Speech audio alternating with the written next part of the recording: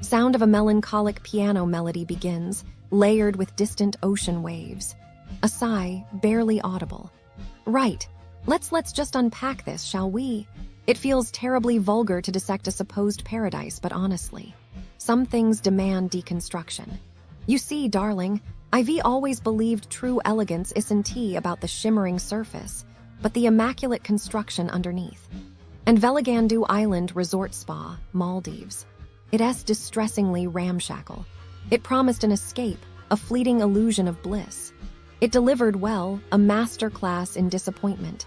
Honestly, you have to understand I don't just travel, I curate experiences. A slightly pretentious habit, I admit, stemming from a childhood spent rummaging through my grandmother's antique shops. She'd always say, details, child details.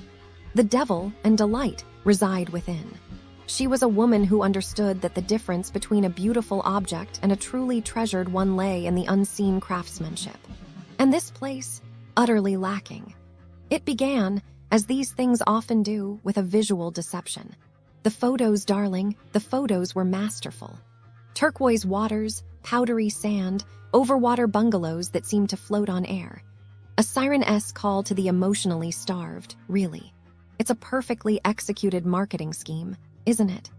You sink into a world where you are seeing pictures of heaven, and you believe you have got to have a piece of it. You start to envision, fantasize, and get to a place where you have it, but in reality, it's all a world of deception. But the reality? Oh, the reality was a cramped, overpriced postcard. The island itself is smaller, infinitely smaller than advertised. Imagine shrinking your favorite childhood drawing. The joy is instantly diminished, isn't it? That feeling of boundless possibility. Gone.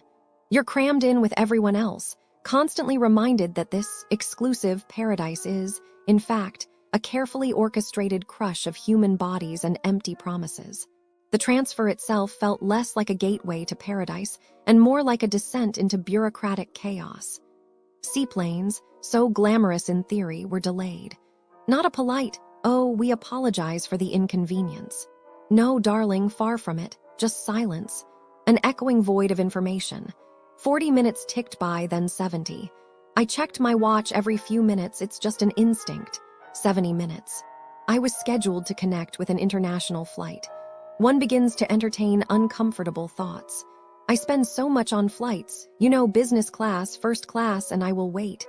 After paying that much money, honestly. Cruelest irony, really. And when, finally, we landed, the experience remained profoundly unsettling.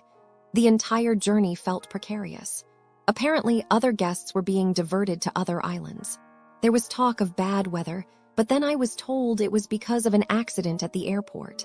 Such a contradiction, one moment weather, one moment accidents.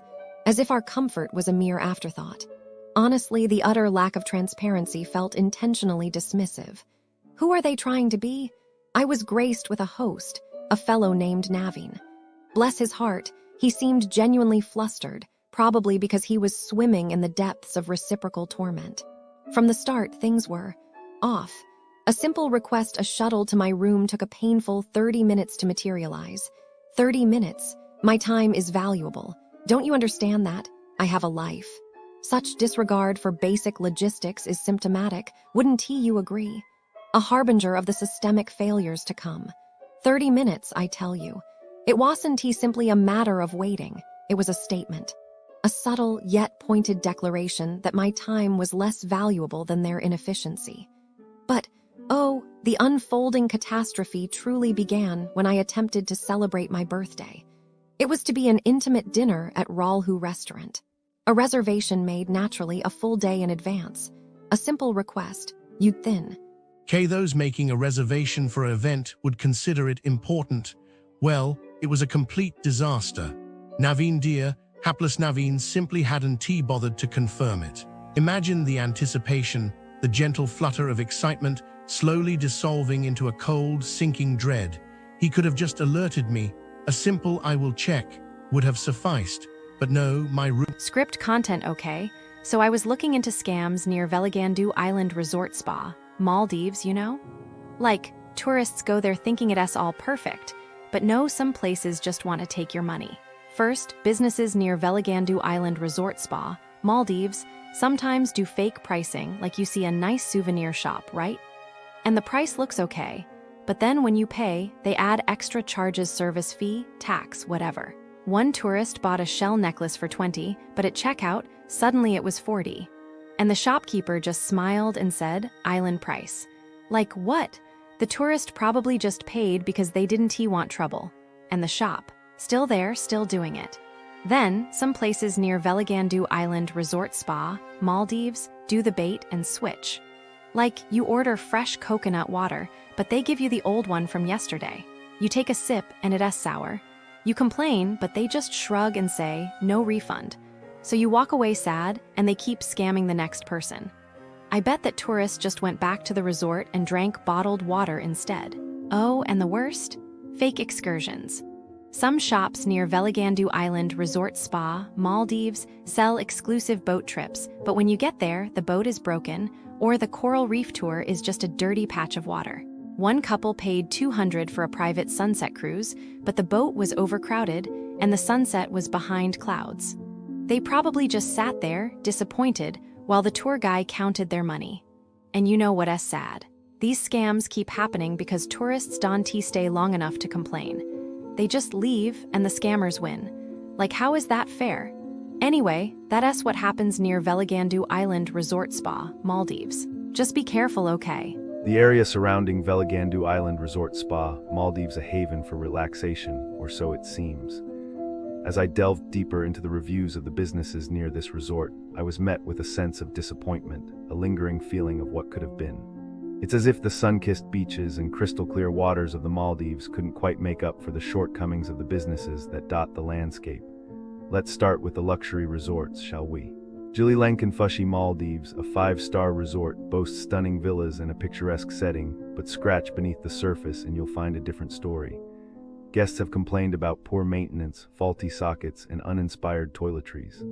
It's as if the resort is resting on its laurels, relying on its natural beauty to make up for its lack of attention to detail.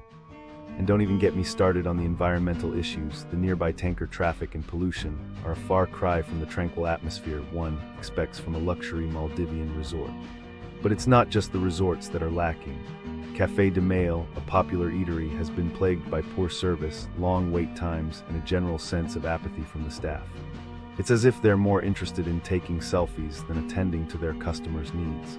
And don't even get me started on the QR code menus, a clever idea, perhaps, but poorly executed. As I combed through the reviews, I noticed a pattern, a sense of neglect, of businesses that are more interested in making a quick buck than in providing a quality experience for their customers. It's a shame, really, because the Maldives has so much potential. The people are friendly, the scenery is breathtaking, but the businesses, they're a letdown. So what can travelers expect from the businesses near Veligandu Island Resort Spa, Maldives?